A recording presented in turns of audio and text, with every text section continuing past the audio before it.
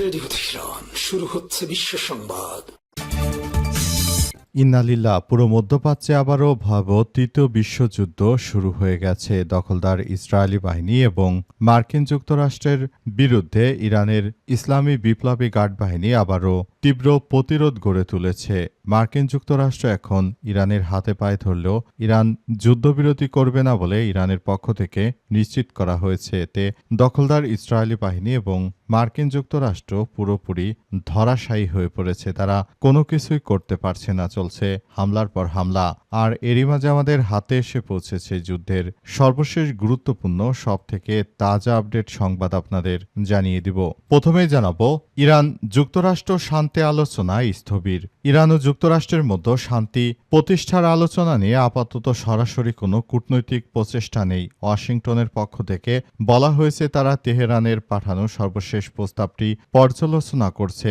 ইরানের পক্ষ থেকেও নতুন করে কোনো উদ্যোগের কথা বলা হয়নি। তবে আজ হঠাৎ করে জ্বালানি উৎপাদনকারী ও রপ্তানিকারকদের সংস্থা ওপেক থেকে সংযুক্ত আরব আমিরাত বেরিয়ে যাওয়ার ঘোষণা দেয়। এই খাত ঘিরে বিশৃঙ্খলা সৃষ্টির আশঙ্কা তৈরি হয়েছে। এরপর জানাবো, যুদ্ধবিরতির সময় হামলার জন্য নতুন নতুন লক্ষ্যবস্তু ঠিক করেছে ইরান, জানালো ইরানের সেনাবাহিনীর মুখপাত্র।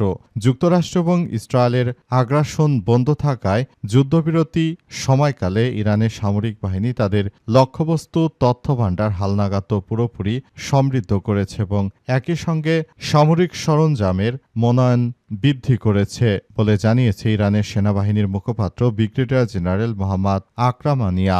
এদিকে ইরানের উপর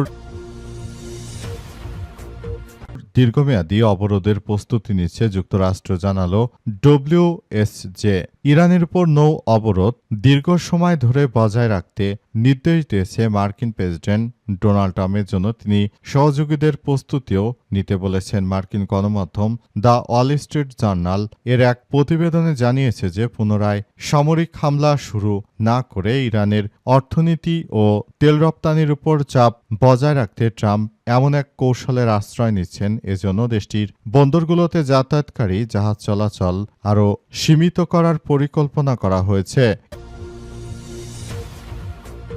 এবারে জানাবো, ভারতে পশ্চিমবঙ্গে শুভেন্দুকে দেখে জয় বাংলা এবং চোর চোর বলে স্লোগান উত্তাল পশ্চিমবঙ্গের কালীঘাট। ভারতের কলকাতার পশ্চিমবঙ্গে আজ বিধানসভা নির্বাচনের দ্বিতীয় শেষ দফা ভোটগ্রহণ অনুষ্ঠিত হয়েছে।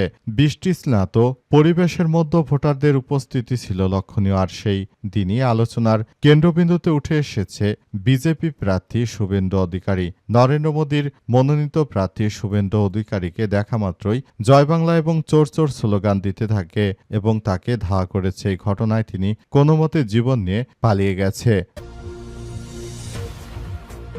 এবং সর্বশেষ জানাবো, কোরআনের আইন প্রতিষ্ঠার দাবি জানালেন জামাতের এমপি। দেশের মানুষের আইনের কবর রচনা করে কোরআনের আইন দিয়ে দেশ পরিচালনা করার কথা জানিয়েছেন জামাত ইসলামের এমপি অধ্যাপক মুজিবুর রহমান। তিনি বলেছেন যে আমরা একটি সুন্দর বাংলাদেশ বিনির্মাণ করার জন্য অবশ্যই কোরআনের আইন দিয়ে বাংলাদেশকে যদি আমরা শাসন করতে পারি সেটি সারা পৃথিবীর জন্য একটি আদর্শ হয়ে দাঁড়াবে। প্রিয় দর্শক, এতক্ষণ শুনছিলেন সংবাদ শিরোনাম, এবারে বিস্তারিত। তবে তার আগে বন্ধুরা অনুরোধ থাকবে এই সংবাদটিতে একটি লাইক দিন।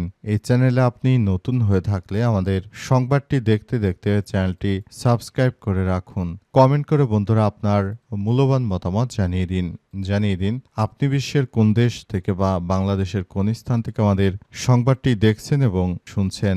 আর বন্ধুরা সংবাদটি আপনার সোশ্যাল মিডিয়া ফেসবুকে শেয়ার করে বন্ধুদেরও দেখার সুযোগ করে দিন। গাজা যুদ্ধে আপনি যদি নিরীহ ফিলিস্তিনিদের ভালোবেসে থাকেন বন্ধুরা কমেন্টে ইয়েস লিখে পুরো বিশ্বকে আমাদের এই সংবাদটি দেখার সুযোগ করে দিন। এবারে বিস্তারিত।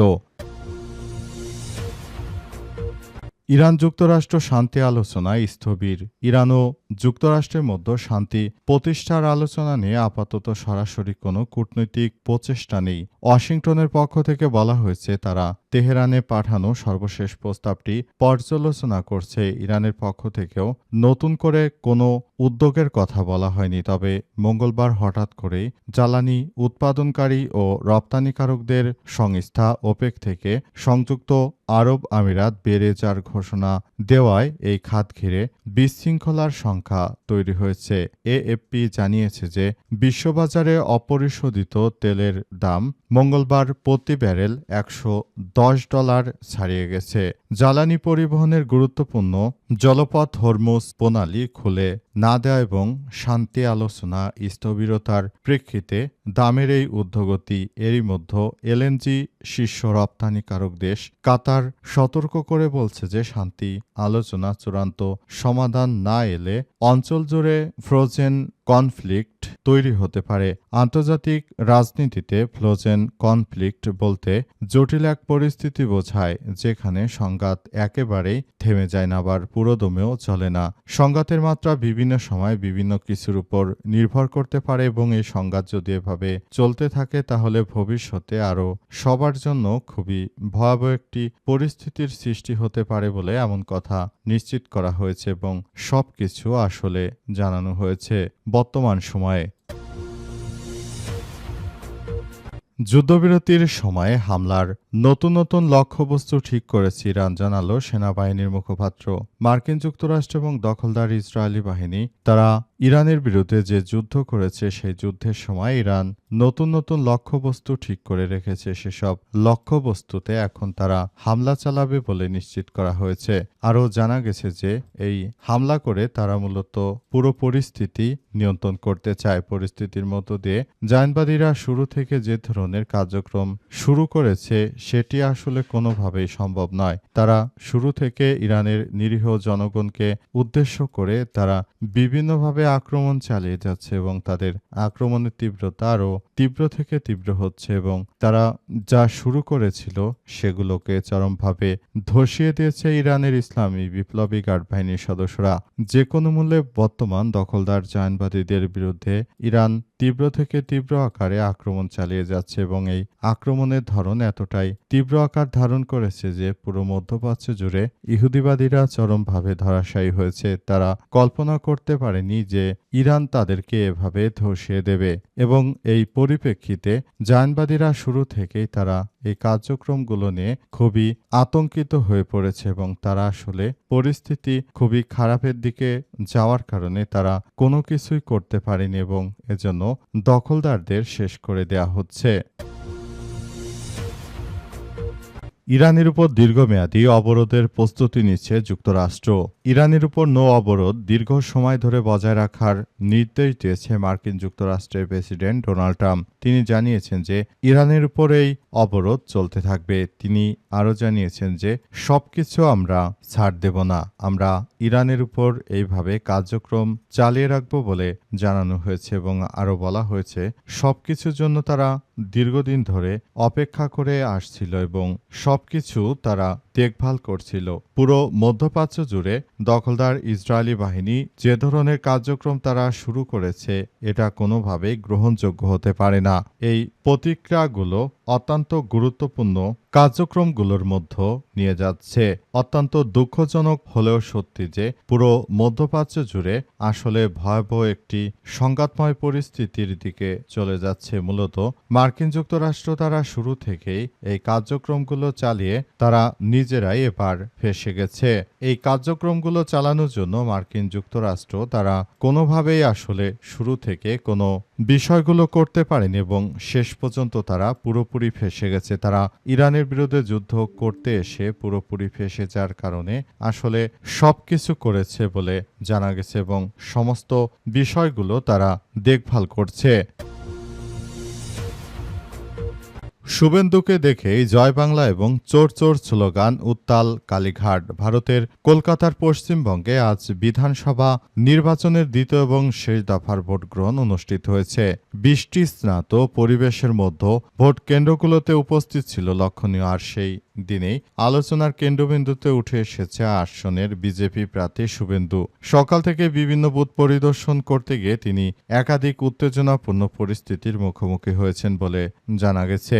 বুধবার 29 এপ্রিল আনন্দবাজার পত্রিকায় প্রকাশিত এক প্রতিবেদনে বলা হয়েছে, শুভেন্দু অধিকারী কালীঘাটের ভোট কেন্দ্রে পৌঁছাতেই তৃণমূল কর্মী সমর্থকদের এক অংশ চোর চোর এবং জয় বাংলা স্লোগান দিতে শুরু করে।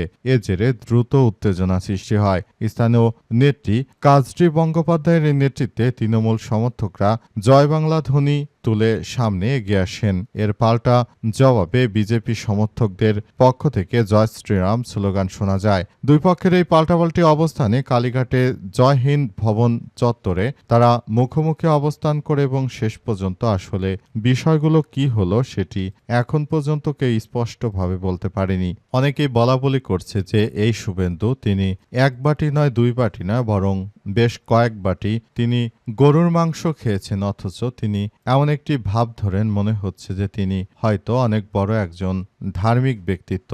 তিনি হিন্দুত্ববাদী নরেন্দ্র মোদীর বিজেপির তিনি এক ব্যক্তি হিসেবে বলা হচ্ছে এবং আরও বলা হচ্ছে যে তিনি নাকি কার্যক্রম চালিয়ে যাচ্ছেন, এমন কিছু কর্মকাণ্ড তিনি করছেন যে সবকিছুর জন্য আসলে সবাই তাকে নিয়ে অনেক বেশি সমালোচনা করছে। এ শুভেন্দু অধিকারী তিনি শুরু থেকেই এমন কিছু কার্যক্রম চালিয়ে যাচ্ছিলেন যেটা দেখে সবাই হতচকিত হয়ে পড়েছে, কারণ তিনি শুরু থেকেই এই বিষয়গুলো সামনে এনেছেন এবং তিনি জানানোর চেষ্টা করেছেন যে তিনি যেটা করেছেন সেটা নাকি খুবই ভালো কিছু করেছেন বলে এমন তথ্য সামনে এসেছে। এবং এই শুভেন্দু অধিকারীর বিরুদ্ধে সবাই আসলে কার্যক্রম চালাচ্ছে। তিনি বিজেপির একজন দালাল হিসেবে প্রতিষ্ঠিত ব্যক্তি। শুভেন্দু অধিকারী বাংলাদেশ নিয়ে বিভিন্ন সময় বিভিন্ন কটাক্ষমূলক কথাবার্তা বলেছে।